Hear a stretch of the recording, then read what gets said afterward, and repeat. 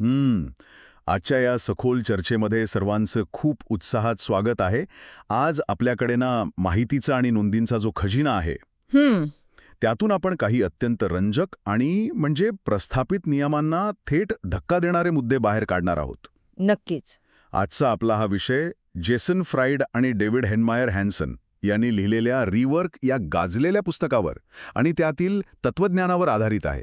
हो, आणि हे पुस्तक म्हणजे व्यावसायिक जगात एक वेगळीच लाट आहे. अगदी खरं आहे. या चर्चेचं मुख्य उद्दिष्ट एकदम स्पष्ट आहे. व्यवसायाबद्दलची जी जुने, पारंपरिक आणि अत्यंत गुंतागुंतीचे सल्ले आजवर दिले गेलेत ना, बरोबर. ते बाजूला ठेवून एक साधा पण फायदेशीर व्यवसाय कसा सुरू करावा हे आज आपल्याला समजून घ्यायचंय. लांबलचक प्लॅनिंग करणं, प्रचंड मोठी टीम उभारणं आणि दिवसाचे 16-16 तास काम करून स्वतःला जाळून घेणं. अगदी तेच. या ज्या जुन्या पद्धती आहेत त्यांना हे स्रोत थेट आव्हान देतात. हो, आणि जर आधुनिक तंत्रज्ञानाच्या पार्श्वभूमीवर याचा विचार केला तर आजच्या काळात अगदी 2 किंवा 3 लोकांच्या छोट्या टीम्स देखील प्रस्थापित आणि महाकाय कंपन्यांना जबरदस्त टक्कर देऊ शकतात. व्यवसाय सुरू करण्यासाठी कोट्यावधी रुपये हवेत किंवा एखादं प्रशस्त ऑफिस हवं, सुरुवातीलाच गुंतवणूकदारांची भक्कम साथ हवी. तो समज आता पूर्णपणे मागे पडलाय. अगदी बरोबर. लहान सुरुवात करणं आणि जे खरोखर अत्यंत महत्वाचं आहे केवळ त्यावरच लक्ष केंद्रित करणं हा या संपूर्ण चर्चेचा मुख्य गाभा आहे. म्हणजेच एक अवाढव्य साम्राज्य उभं करण्याच्या मागे धावण्यापेक्षा एक साधा, सोपा आणि टिकणारा व्यवसाय उभा करणं आजच्या काळात जास्त व्यवहार्य आहे. नक्कीच. ठीक आहे, आपण हे थोडं उलगडून पाहूया. कारण जेव्हा हे जुने व्यावसायिक समज कसे खोटे ठरतात हे पाहिलं जातं तेव्हा खरंच खूप आश्चर्य वाटतं. समाजात नेहमी असं घडतं की एखादी नवीन आणि वेगळी कल्पना मांडली की लगेच काही लोक म्हणतात, अरे हे ऐकायला खूप छान वाटतंय, पण खऱ्या जगात हे असं चालत नाही. हो, टीकाकार नेहमीच असतात. पण या नोंदी स्पष्ट सांगतात की अशा टीकाकारांकडे पूर्णपणे आणि जाणीवपूर्वक दुर्लक्ष केलं पाहिजे. हे जुने समज मोडून काढणं किती गरजेचं आहे, नाही का? अगदी बरोबर. येथे सर्वात लक्षवेधी गोष्ट म्हणजे हे स्रोत प्लॅनिंग किंवा नियोजनाकडे ज्या दृष्टिकोनातून पाहतात तो दृष्टिकोन. प्लॅनिंगबद्दल तर खूप बोललं जातं. हो ना. अनेकदा असं मानलं जातं की व्यवसायात दीर्घकालीन प्लॅनिंग करणं खूप महत्वाचं असतं. बिझनेस स्कूलमध्ये देखील हेच शिकवलं जातं. बरोबर. पण वास्तवात असं लांबचक प्लॅनिंग हे केवळ हवेत अंदाज बांधण्यासारखं असतं. कारण वास्तवातील परिस्थिती, बाजारपेठ आणि अर्थकारणं सतत बदलत असतात. पण एक सेकंड, इथे मला थोडं थांबवायला आवडेल. हे थोडं अतिशयोक्ती वाटत नाही का? कसं काय? कारण आपण नेहमी ऐकतो की अनेक मोठ्या आणि यशस्वी कंपन्या 5 किंवा 10 वर्षांचं विजन घेऊन चालतात. मग प्लॅनिंग पूर्णपणे निरुपयोगी कसं काय ठरू शकतं? हा प्रश्न अगदी साहजिक आहे. पण मुद्दा असा आहे की प्लॅनिंग करणं पूर्णपणे चुकीचं नाहीये. बरं. पण त्या प्लॅनला एखादा अपरिवर्तनीय कायदा मांडणं चुकीचं आहे. म्हणजे 5 वर्षानंतर जगात काय होईल, एखादी नवीन जागतिक महामारी येईल का? हो, जसं आत्ताच मागे होऊन गेलं. अगदी तसंच.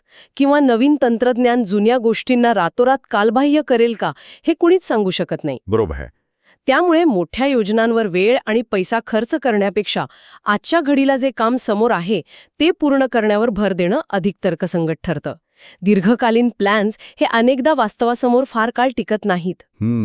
हे पटण्यासारखं आहे. आणि यात आणखी एक रंजक मुद्दा जोडलेला आहे. चुकांमधून शिकणं या गोष्टीला आजकाल खूप जास्त आणि फाजील महत्त्व दिलं जातं. अरे हो, हे तर सगळीकडेच ऐकायला मिळतं. अयशस्वी व्हा, चुका करा आणि त्यातून शिका. हो, यावर तर मोठमोठी भाषणं दिली जातात. अगदी. पण वास्तवात चुकांमधून फक्त हे समजतं की काय करू नये. पुढे काय करावं याचं उत्तर चुकांमधून मिळत नाही. म्हणूनच चुकांचं उदात्तीकरण करण्यापेक्षा जे सध्या यशस्वी ठरत आहे त्याचीच पुन्हा पुन्हा पुनरावृत्ती करण्यावर अधिक भर असायला हवा, असं हे विश्लेषण स्पष्ट करतं. यशातून यशाचे मार्ग सापडतात. अगदी तेच. खरंच एक वेगळा आणि विचार करायला लावणारा दृष्टिकोन आहे. आणि यासोबतच आणखी एक मोठा समज या नोंदींमध्ये मोडून काढलाय, तो म्हणजे कामाचे व्यसन किंवा ज्याला वर्कहॉलिझम म्हटलं जातं. हो, हा तर आजकालचा एक मोठा आजारच झालाय. खरंय. समाजात अशी एक विचित्र पद्धत रूढ झाली आहे जिथे लोक रात्रीचे फक्त 4 तास झोपल्याचा किंवा सुट्ट्या न घेता काम केल्याचा अगदी अभिमानाने उल्लेख करतात. हो ना? 16 तास काम करणं म्हणजे खूप मोठी उत्पादकता असणं असा एक खोटा समज पसरला आहे. आणि जर आपण याचा मोठ्या चित्राशी संबंध जोडला तर 16 तास काम करणं हे जास्त काम करण्याचं लक्षण नसून ते वेळेच्या अत्यंत खराब व्यवस्थापनाचं लक्षण आहे. म्हणजेच पुअर टाइम मॅनेजमेंट. अगदी बरोबर. जर एखादं काम करण्यासाठी अतिरिक्त तास लागत असतील किंवा कर्मचाऱ्यांना सतत रात्री उशिरापर्यंत थांबावं लागत असेल तर याचा अर्थ कामाचं योग्य नियोजन झालेलं नाही. बरोबर. कामाचं व्यसन असणारे लोक अनेकदा अनावश्यक गुंतागुंत निर्माण करतात जेणेकरून ते सतत व्यस्त दिसू शकतील. फक्त देखावा असतो तो. हो, यामुळे उत्पादकता वाढत नाही तर फक्त थकवा आणि तणाव वाढतो. तर या सगळ्याचा अर्थ काय होतो? जुने नियम जर चुकीचे आहेत तर योग्य काय आहे? कृती करणं. अगदी. याचा अर्थ असा की नुसते विचार करत बसण्यापेक्षा प्रत्यक्ष कृती करण्यावर भर दिला पाहिजे. कल्पना किंवा आयडियाज अतिशय स्वस्थ असतात. हो, कुणाकडेही असू शकतात त्या. माझ्याकडे एक भन्नाट आयडिया आहे असं म्हणणारे हजारो लोक रोज भेटतात. पण त्या कल्पनेची प्रत्यक्ष अंमलबजावणी करणं सर्वात महत्वाचं असतं. अंमलबजावणी म्हणजेच एक्झिक्युशन. हो, सर्व काही 100% परिपूर्ण असल्याची वाट पाहत बसण्यात काहीच अर्थ नसतो. नक्कीच. प्रत्यक्ष सुरुवात करणं हा या संपूर्ण प्रक्रियेतील सर्वात महत्वाचा टप्पा आहे. पूर्णपणे तयार वाटण्याआधीच सुरुवात करणं गरजेचं असतं. गुंतवणूकदारांची वाट पाहत बसणं किंवा योग्य वेळेची वाट पाहत बसणं ही केवळ वेळ काढूपणा करण्याची किंवा भीतीपोटी लपून बसण्याची कारणं असू शकतात.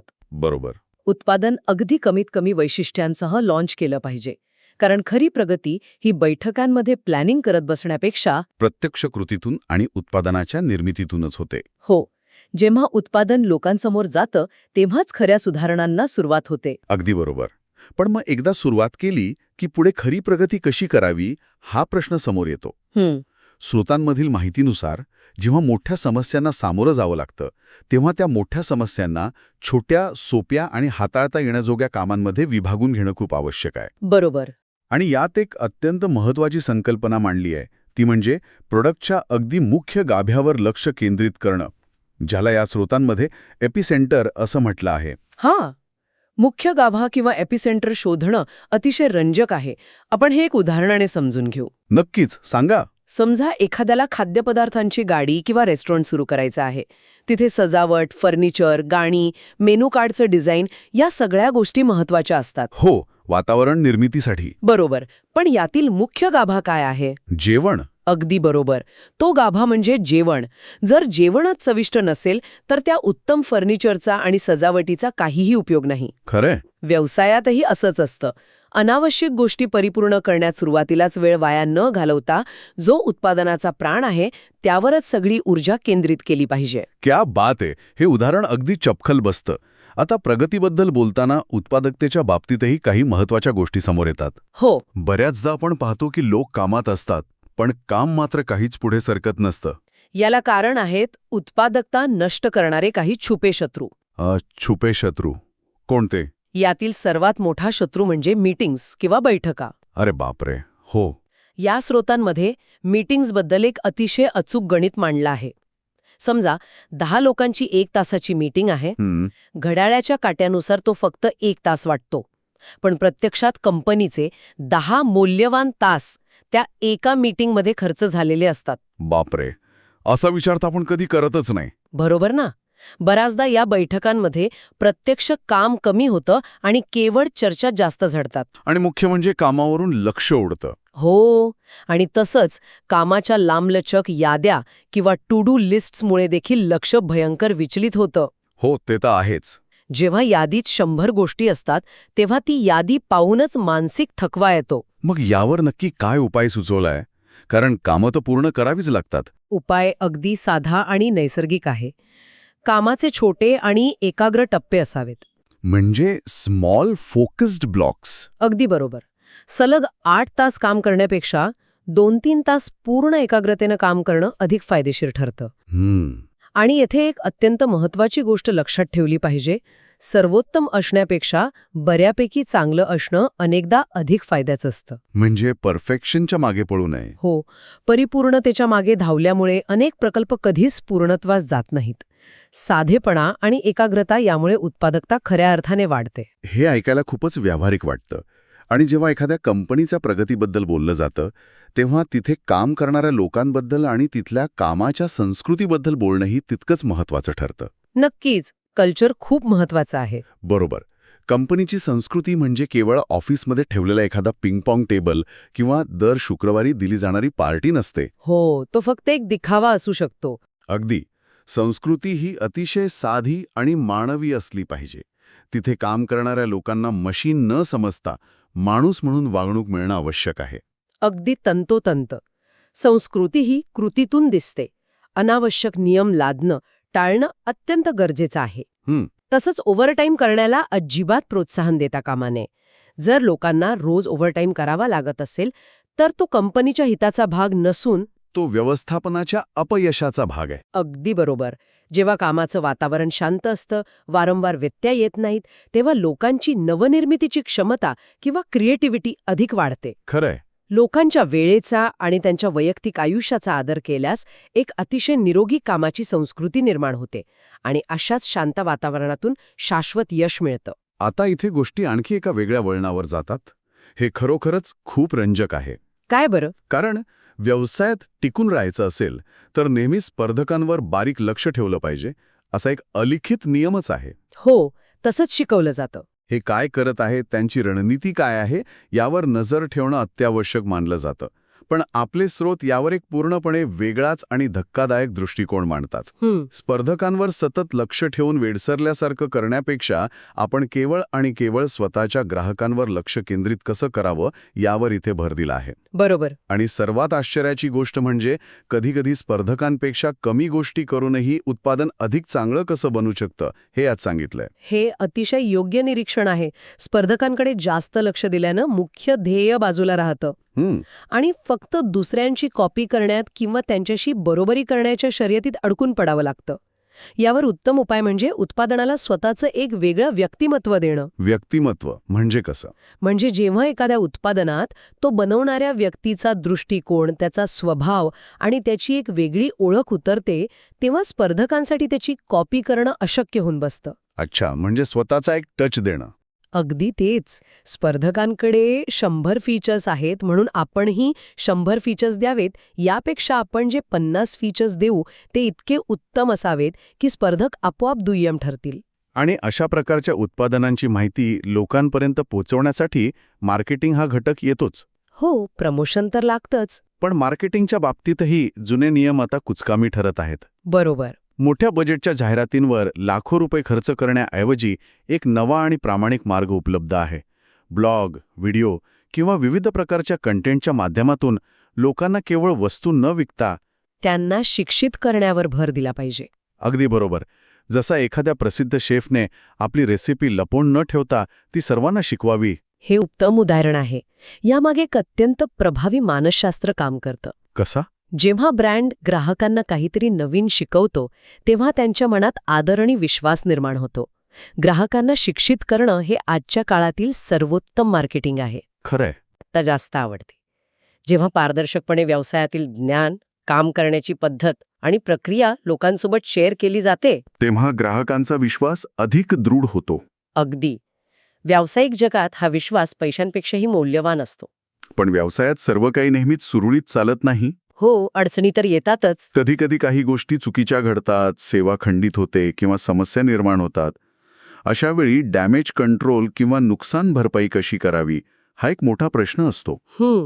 जेव्हा अशा अडचणी येतात तेव्हा PR एजन्सीच्या माध्यमातून गुळगुळीत उत्तरे देण्यापेक्षा प्रामाणिकपणे आणि अत्यंत वेगाने ग्राहकांना प्रतिसाद देणं कसं आवश्यक आहे हे या नोंदींमध्ये खूप छान समजावून सांगितले आहे. होय, कारण चुका प्रत्येक व्यवसायात होतात हे ग्राहकांनाही माहीत असतं. बरोबर. पण त्या चुका कशा हाताळल्या जातात यावरून ब्रँडची खरी ओळख ठरते. जेव्हा काही चूक होते तेव्हा ती लपवण्याचा प्रयत्न करण्याऐवजी किंवा माध्यमांमधून ती बातमी बाहेर येण्याआधीच ती मोकळेपणाने मान्य केली पाहिजे. अगदी. ती स्वतःहून मान्य करणं जास्त योग्य ठरतं. आमची चूक झाली आणि आम्ही ती सुधारत आहोत हे थेट सांगणं आणि ग्राहकांना त्वरित प्रतिसाद देणं, यामुळे अशा कठीण प्रसंगातही ग्राहकांचा विश्वास तुटत नाही. उलट तो अधिक वाढतो. बरोबर. पुढे जाऊन व्यवसायाची उत्क्रांती किंवा वाढ कशी व्हावी हाही एक अत्यंत नाजूक टप्पा आहे. व्यवसायाची वाढ नैसर्गिकरित्या कशी होऊ द्यावी हे शिकण्यासारखं आहे. ग्राहकांचं म्हणणं ऐकणं नक्कीच महत्वाचं आहे. ग्राहक हा राजा असतो असं मानलं जातं, पण त्यांच्या प्रत्येक मागणीचं पालन करणं किंवा त्यांनी सांगितलेला प्रत्येक बदल उत्पादनात करणं हे खूप चुकीचं ठरू शकतं. नक्कीच. त्यामुळे स्वतःच्या मूळ उत्पादनाला साधं आणि सुटसुटीत ठेवण्यासाठी अनेक कल्पनांना किंवा मागण्यांना स्पष्टपणे नाही म्हणणं कसं आवश्यक आहे हे समजून घेतलं पाहिजे. नाहीतर उत्पादन म्हणजे एक प्रचंड मोठा आणि न समजणारा पसारा होऊन जाईल. हो, आणि व्यवसायाच्या वाढीसोबतच नोकर भरती हा विषय समोर येतो. हायरिंग. हो, या स्रोतांमध्ये अत्यंत ठळकपणे नमूद केलं आहे की अनावश्यक नोकर भरती ही बऱ्याचदा कंपन्यांकडून होणारी सर्वात मोठी आणि महागडी चूक असू शकते. असं का? अनेक कंपन्या व्यवसाय थोडा वाढला किंवा गुंतवणूक मिळाली की लगेच नवीन लोक कामावर घेतात, फक्त त्यांची टीम मोठी दिसावी म्हणून. हो, स्टेटस सिम्बॉल सारखा. अगदी. पण खरोखरच अगदी नितांत गरज असल्याशिवाय किंवा एखादं काम केल्याशिवाय व्यवसाय पुढेच जाऊ शकणार नाही अशी परिस्थिती आल्याशिवाय नवीन लोकांना कामावर अजिबात घेऊ नये.